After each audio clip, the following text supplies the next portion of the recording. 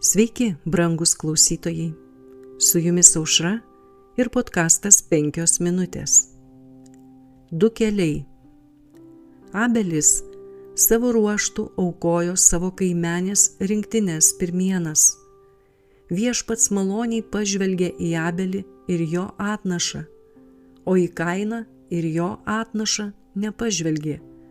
Todėl Kainas buvo labai piktas ir prislėgtas. Pradžios knygos 4 skyriaus 4 ir 5 eilutės. Kainas prieš Dievą atėjo murmėdamas ir su nepasitikėjimu širdyje dėl pažadėtosios aukos ir dėl aukojamos aukos būtinumo. Jo dovana neišreiškė jokios atgailos už nuodėmę.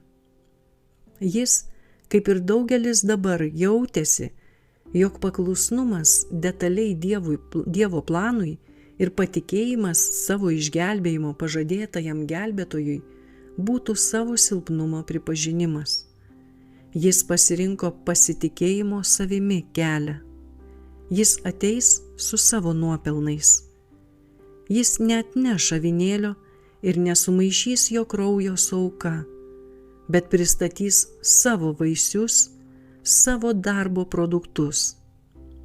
Jis savo auką pristatė kaip kažkokią malonę padarytą Dievui, per ką jis tikėjosi užsitarnauti Dievo pripažinimą.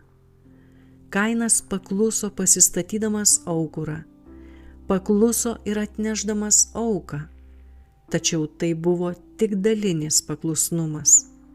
Pati esminė dalis, pripažinimas, jog reikalingas gelbėtojas, buvo palikta.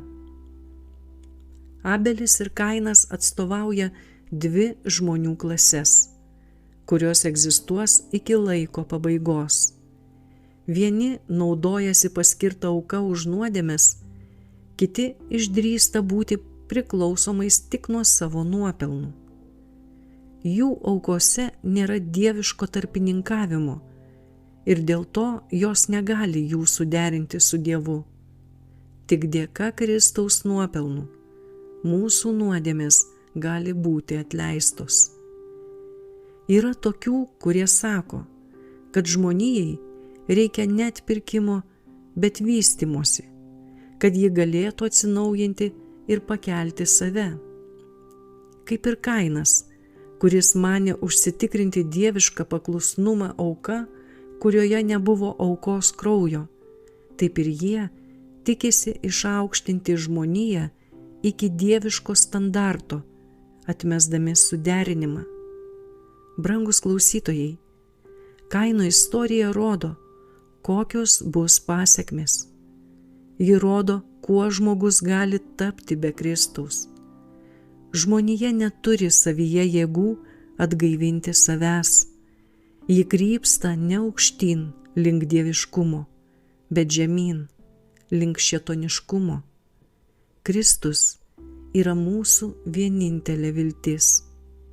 Ir nėra niekame kitame išgelbėjimo, nes neduota žmonėms po dangumi kito vardo, kuriuo galėtume būti išgelbėti.